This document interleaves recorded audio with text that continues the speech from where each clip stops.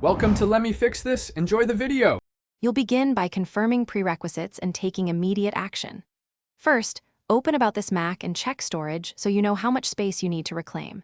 Make a QuickTime machine backup or copy critical folders to an external drive. This prevents accidental loss.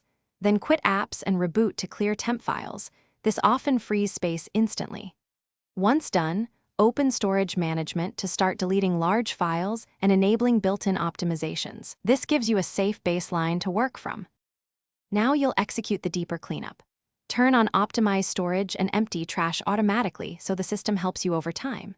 Use Reduce Clutter to surface big files, old installers, and downloads. Review before removing so you don't lose work. In Finder, run targeted searches like kind, large, or file size 100 MB to find space hogs. Sort by date to remove obsolete items. Make sure to inspect photo and video libraries, because media often consumes the most space. And to finish, offload archives and large media to iCloud or an external SSD to free internal drive space without deleting everything.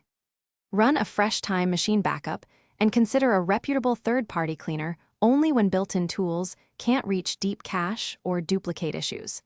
Maintain by scheduling monthly quick checks and emptying downloads. If you encounter problems, files not deleting or storage reporting errors, boot into safe mode and run disk utility first aid.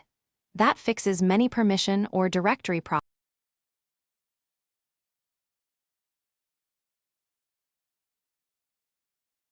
Thanks for watching. If you found this helpful, don't forget to like and subscribe.